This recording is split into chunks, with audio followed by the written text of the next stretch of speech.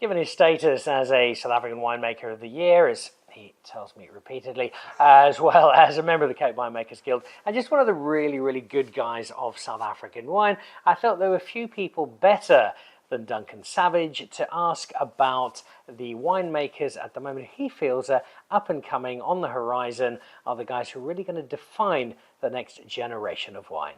Duncan, of all the things you are known for in South African wine, aside from making fabulous wine, spending an obscene amount of time surfing, generally being one of the more casually dressed members of our wine community, so that's actually quite smart, really. It's the utter dedication you have to the next generation of talent and winemaking talent, and it's not something you shout from the rooftops about. It's just genuinely who you are, and you love bringing the best out of people. And the person who comes most immediately to mind is a young guy, probably your chief lieutenant at the moment, by the name of Banele. Yeah, look, he calls the shots, we just sort of fall in line.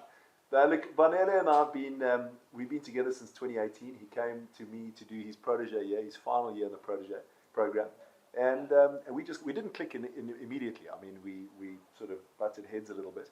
But he quickly sort of, came to understand the way we work and all of that. And we're a little bit hectic in terms of attention to detail and all of that. And it's also been interesting for him because he'd worked in some bigger wineries. So to come into this tiny little, environment in Salt River where everything, you're not just doing one task. You've got to do everything, So it's like, it was awesome. And we just developed a really nice bond. And I think that what the guys have done at the Cape Winemakers Guild with the Protege program is phenomenal. Guys like Louis Stradum, Mark Foster, all of them have done such amazing work to nurture, these guys through this program. And then, I done a decent amount. But then guys like Charles Hopkins, amount of time they put into these sort of... His is a name that comes up repeatedly with people in this industry. Totally. So look, I think, the industry needs young entrepreneurs. And I think that's the thing. There's a lot of foreign investment that comes into South Africa, fancy estate owned by someone from Germany or France, which is fantastic for our, the fact that the French are investing in South Africa is exciting. Says a lot about our wine. Says a lot about our wine. And it's, but we need local entrepreneurs to build businesses. And I think that's the thing. So for me, it was always a dream of mine when I was young. I was given opportunities by people like, the Cape Point setup. I was given an opportunity as a young oak, didn't know anything, thrown in the deep end and told to sink or swim. It was amazing. I had guys mentoring me like Herman Kischbaum from Baton Verwachten. Andre van Rensburg, spent my first week ever in the wine industry at Vergelegen. Jeez, I was so scared when I went there, but he was so nice to me. It was amazing. And we genuinely had this nurturing environment. I had guys, it's a stupid story, but a guy called Harold Zay, old man Zay, moved to South Africa with his briefcase, died at the age of 99. His son Harold also passed away, unfortunately. This is a long story, developed Columbit Industries and stuff.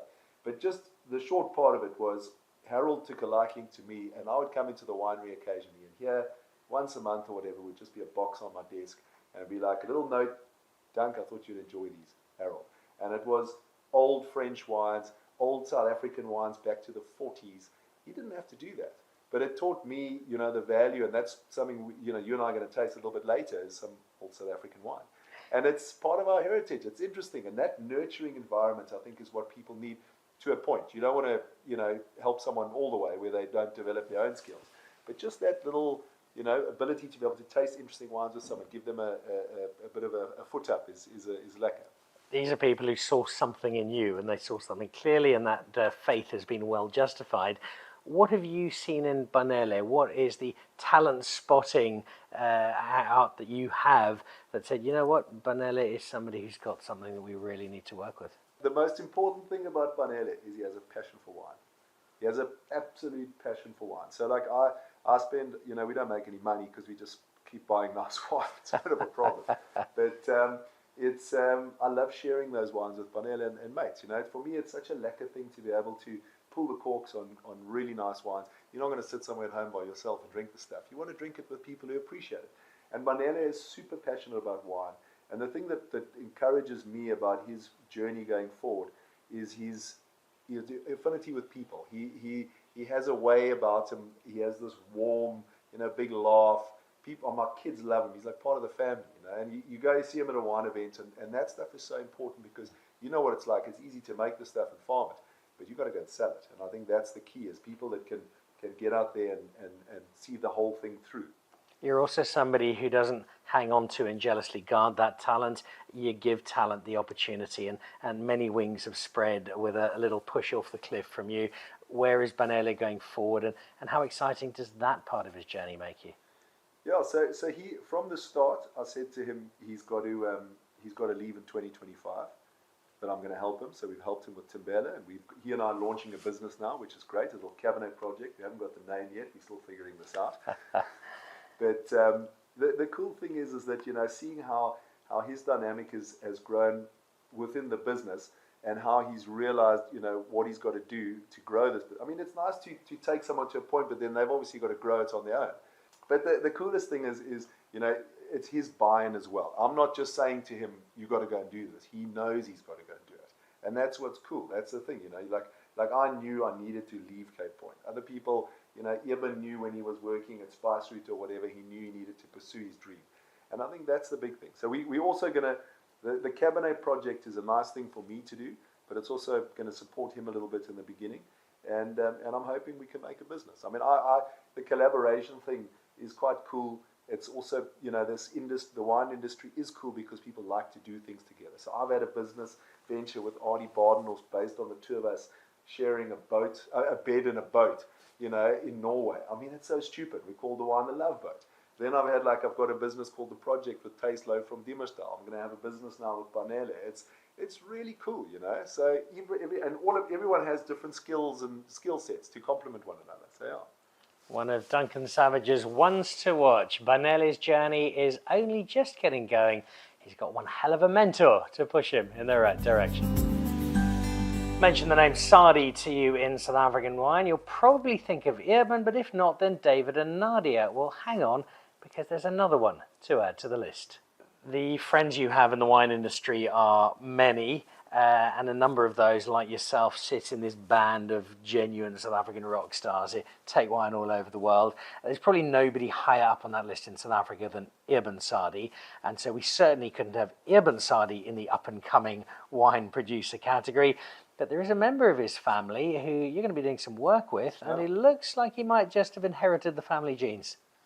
Yeah, look, old Zander is, you know, it's, again, like we always say with this industry, which is amazing, is how the camaraderie within the industry, the sharing, and you know, when I was at Cape Point, I'd never made any bloody red wine. So I remember driving to the Piccaninny's Club with Eben. We were going to be sharing a vineyard there for many years, and I had a crash course in making red wine from Eben Sadi, which is not exactly better to give you a bit of a crash course in making wine. And we've been mates ever since. We've surfed a long time, and he's got two great boys in Marcus and Zander. And I've seen these boys grow up from little pickies, you know. And Zander is, you know, he's young. He's 24 years old. He's just got married, and he's embarked on this wine career away from the family business to grow his own, you know, just to grow himself as a person and his winemaking talents and all that kind of stuff. And he went to a good friend of ours, Peter Wals at Blank Bottle, or Squirky, and he's been making the wines there for the last 2 years, maybe 3 years, I'm not sure. And he's just really come into his own there. He's taken, you know, if I chat to Peter about it, you know, he's just changed the business. Everything's so organized. His whole approach to winemaking, the way he does everything, it's fantastic. So at Brookdale, Kiara has decided to move on to another, you know, she's obviously, as you know, one of my previous assistant, protege, amazing young lady, incredibly talented, one of the top up-and-coming winemakers in the country. And she's decided to pursue a new venture, or a new adventure, should I say. And we've decided to bring Zander into the Brookdale fray. And it's amazing because, you know, if you look at the name, obviously the pedigree is there, but Zander needs to develop his own brand. And that's the challenge, because when you are the son of Eben Sadi, just as you are the daughter of Duncan Savage, if you go into wine, yes, you've got some great genetic material to work with, but gee, there's going to be some expectation. No, but as I say, even if his name wasn't Sadi, this lighty is fantastic. He's doing a great job, and I think he's going to do incredibly well for Brookdale. And if you think about it, you know, I've been telling the story of this young lady, Kiara, who's just over 30, who's made some fantastic wines at the farm.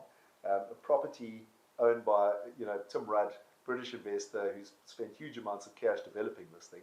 And he has this young lady who has, I mean, yes, I'm involved, but she runs the show. She runs the winery. Now we're going to have Zander, who's 24, an ex-protege, Shanice Dupree, who's just turned 25. I mean, that's the assistant running winemaker this massive and the business winemaker together. running this property in Brookdale. And I mean, I'm involved, Tim's involved, Jaco Engelbrecht's involved from a very cultural point of view. But we're very much in the background, you know. We want to let these guys do their thing. And I think that it's super exciting. When I was 23, I got the opportunity to do Cape Point Vineyards, and it was the sink or swim thing, as I mentioned to you earlier. And I think with Zander, he's got this opportunity now where it's kind of not quite a blank canvas. Maybe the background's been colored in, but the rest is still waiting to be done. And I think that's a massive opportunity. I think he's going to be amazing. It is such an exciting addition to our wine space. And I know he's done some time in France, and he spent a bit of time in America. Peter Volso, what a great person, mad but wonderful to learn under. And now the chance to make his wine. And who knows, maybe in 30 years' time, it's not Zander Sadi, who is the son of Ibn. It's, do you know, Ibn, his son he's the father of. And suddenly the rock star status has changed. Yeah, so cool. All so right. Cool. Add that one to the list then. Zander Sadi, son of Irben, but very much a winemaker in his own right, and now out at Brookdale with such a cool story about to begin.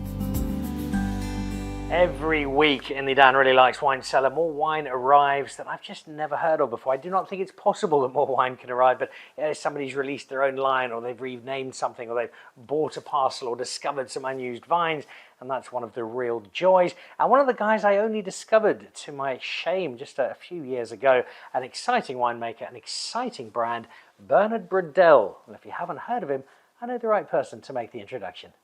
So Duncan Savage, this list of the people, if we were playing, say, fantasy football, these are the guys you're buying at a nice low price, you know, end of the season, they're the guys who are delivering you all your points. Or if you're playing Super Brew or similar, these are the guys who are the next generation of the poster winemakers for South Africa. Tell me about Bernard Bradell. Well, Bernard, I have to say, I don't know Bernard all that well. And it's... He speaks very fondly of you. No, but not in the bad. I'm just saying, I know him through the trade, and we've not spent a hell of a lot of time together. But what's kind of like, you know, pricked my interest over the last couple of years is just tasting his wines. His wines are phenomenal. And he obviously comes from quite a wine history. You know, his father was very much involved in the industry for many years and owned some incredible pieces of land. And where his father operated a lot of the time in the Helderberg is where Bernard's chosen to set himself up. And I have to say, you know, this guy, what I really like about him is he's not just like if I look at how my model has been over the years, we very much don't want to just buy grapes. We're planting, we're farming, we're doing whatever we can to control as much of the process. And he's doing the same. And he's so involved in so many of the vineyards he's working with. He's, you know, a lot of the Helderberg has been about Cabernet and about sort of, you know, virus-free Cabernet, which equals new plantings. And it's fantastic that guys are developing and pumping money into vineyards and developing new Cabernet vineyards. Fantastic. But there's some incredible old heritage blocks within that area that if you don't have people like Bernard to go and put a stake in the ground and really make an effort to put those wines into bottle and give them a story somewhere, you know, all over the world, they're going to just get pulled up and eventually fizzle out, you know. So I think what he's doing with some of the wines, some of the old Shannons, Pinotage, I have to say, I mean, him and Angus Paul, I've been tasting some of their stuff lately and like blown away by their styles, you know, light, elegant, but still mouthfeel, texture, just beautiful wines. And the guy just obviously got a great palate, a passion for wine, great family history in the industry, and I think he's doing incredible things. I remember when a 23-year-old kid with very little street cred and clearly no chance of making a success of it got given the reins at Cape Point and turned it into this absolute fairy tale. So you know where these guys are, you know what they've been through. And yet I get a sense that even so, they have the capacity to surprise you at this age with what they're doing, with how they're approaching, with how they're embracing the magnitude of the challenge and still turning it into something so incredible. That's the coolest thing. I mean, it's the journey you go with these things. I mean, for Cape Point, it was obviously a property that whether I was there or someone else was there, it was going to, you know, the terroir is so unique. It was going to follow a certain path, I was just lucky to be part of that path for 14 years. And it was, when I got the job straight out of college, I was so excited. I also thought I was going to surf so much, which kind of didn't work. I would be in the vineyards all day looking down. You could see at the dune down the bottom in Noortuk, you can physically see where the little white foam ball where the guy's dropping into the wave, and I'd be with the farming teams I want to be surfing. But it was the coolest thing, because there, to a certain extent, we had a blank canvas, and I think that's why so many of these guys, if you just go through the motions and you play safe, yes, you can make it work, but there is opportunity in South Africa at the moment, because we're discovering, yes, we've got these vineyards which are old and have a lot of history and all that around them, but there's also a lot of slopes and pockets, elevated areas, wherever. Look at what the guys are doing up in Sutherland. There's a huge amount of opportunity. I mean, if you go to Burgundy and Bordeaux, where else are they going to plant? Those are the areas, Maybe they're going to tweak their Grand Cru, Premier Cru, village status in terms of the way the climate's changing. We haven't even started scratching the surface here yet, And what's going to happen now with people, these old vines that are 50 or 60 years old? I mean, I've never been asked to dance Shannon's, planted 1956. Every time a vine dies, we're replacing those vines. I'm hoping that in 200 years, that vineyard's still going to be in the ground. Maybe in 200 years, only one vine is the original planting. But who cares? Can you imagine 200 years or 250 years of complexity? And that's the thing, like the Aussies have got in Barossa, where they've got these 180-year-old Shiraz vineyards. Imagine, too, with the right care and the mindset of the industry at the moment, where we can take this industry in the next 30, 40, 100 years. It'll be amazing. And with people like Bernard, we've clearly got the right custodians to do that. Well, I'll be long dead when he's still making great wine. I, of course, won't be, because I'm way younger than both of them. Bernard Bradell, if he gets the stamp of approval from Duncan Savage, well, your CV's pretty much complete. The list of young winemakers taking South Africa by storm seems to grow by the week, let alone the month or year. And to that list, add Sam Lamson. And you're about to furiously Google him to find out who on earth he is. Well, don't worry, I've got someone who can do that for you. You work in the industry day to day, so the names come across, the bottles come across your desk. I find the Dan Really Likes Wine cellar pretty much every day. There is a new wine arrive, and most of them I know. Most of the people I know, I had to explain to our housekeeper that I'm not running a shebeen. This is my work. This is what I have to do. But probably at least once a week there comes through something I've never heard of before, or I'm not that familiar with. And into that not that familiar space will be somebody who's still spoken of quite a lot by those in the know. Here's someone you need to keep an eye on, and that's a young man called Sam Lamson. Tell me why Sam gets your nod. So Sam came to me many years ago, and he wanted to buy a little bit of Syrah, which he did in Darling, where we were operating with a Follow the Line vineyard. And there were at the time lots of young guys who wanted to buy a little bit of grapes and make a little bit of wine and sell it and try and grow a little business. And you see this all the time with all these guys, because it's easy to do that. You can rent cellar space, you can buy fruit, and you can make a wine, and it's not rocket science. And you can sell it if you work a bit hard in the market. But there's always only a few of those guys who bring a bit of scale to those businesses, And Sam quickly outgrew where he was making wines at Caribib, was looking for other venues and all that kind of stuff. And he came to see me the other day, and I was like, firstly, I thought he was like 32, and he's only 26, so it made me feel really old.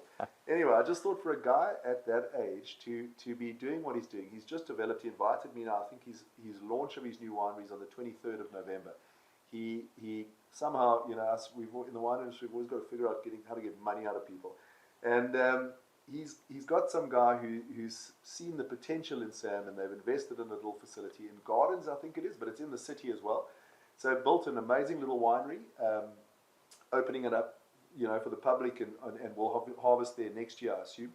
And I've just been impressed by the guy. Firstly, his wines, the minimalist wines, he does a whole range of Syrah from different parcels all over the show. So he's number one, like I said about Barnella, Bernard, all the guys, they're super passionate about wine. And I think that's the most important thing, because when I left Elsenburg, when I was at Elsenburg, obviously we drank a lot of brandy and coke, but quickly you progress to just wanting to taste wine. And then there's a few guys that stick to the brandy and coke thing, and you know that if you're not getting into bed at night and dreaming about wine or tasting a wine, like last night we tasted some incredible Grenache from Spain. Times when I can remember the person I was sitting with, the meal we were eating, the time we drank that wine. You've still got the empty bottle somewhere with people's names written on it and that, because it was just like a life-changing moment. If you're not if you're not a wine person like that, then it's very difficult to make it in this industry. And it's nice when you cross paths with guys like Vanele, with Bernard, with Sam, that are just people that are ultra passionate about wine. And then they understand business and are able to take it to another level. Because obviously that's the key. It doesn't help you just romance about the stuff and you can't sell it. So it's super cool to see what he's doing. For someone to be so young, have such a level head, great passion for wine, and already have developed a winery and a great brand that is getting known in circles around the world is fantastic. And you touch on something that is so important if you're going to make it as a young winemaker on your own terms, rather than I'm joining a big house, I'm joining a big estate, I'm joining a big existing project. It's all well and good to make amazing wine. There are quite a few people who make amazing wine in this country. If you don't have the ability to translate that into telling your story, getting it to market, working the business of a winery, which is dull and boring but so essential, it's really going to hamper your chances of making it. No, completely. So, I mean, that's the most important part of the business, unfortunately. As much as we all want to be in the vineyards every day, we all want to be, making, tasting great wines. You've got to get into the market, you've got to develop relationships. And I think that's the thing that a lot of people don't understand about the wine industry is it's not this, yes, if you've got this fancy website and you're all over social media, you're suddenly going to sell wine. You build up relationships. And I mean, if I look at the guys I deal with in the UK, Damon Quinlan from Swig, Damo doesn't own the business, he's a shareholder in the business, but I will only ever sell wine to Damon in the UK because he's my mate and we like this and I know he's got my back and we do our thing. And that's the journey that these young guys have to take, is develop those relationships that become these bonds over time where you know that you can operate, you're running this business which is selling wine all over the world. You know these people have your best interests at heart. And that doesn't come through sending an email or two. It comes from time in the trade. Guys like Gary Jordan, Ken Forrester pounded those pavements in the States and all over the world. Gary and Kathy, renowned for putting time in, So don't build up a business like Jordan just suddenly happens. It's that hard graft in the sale that makes it all happen. What makes me know that Sam is somebody I must go and buy wine from and follow and invest some time and belief in is the fact that Duncan Savage, who drinks wine from all over the world, drinks the best wine in the world, when you spoke about his wine, your eyes lit up and you still had a genuine excitement despite the vast amounts of wine you go through all the time. And if that's having that impact on you, then I know this wine is good. Yeah, look, I mean, occasionally we drink something other than Romani Conti, That's just how we roll. Only on Tuesdays. Well, a selection of some of the most exciting young winemaking talent in the most exciting winemaking country in the world. It is 4 young winemakers on the show this week, celebrated by Duncan Savage. And I tell you what, as much as Duncan will tell you that they are the real deal, ask any of them and pretty much anybody in this industry, and the name Duncan Savage is going to come up pretty quickly when you ask them who inspires their winemaking journeys.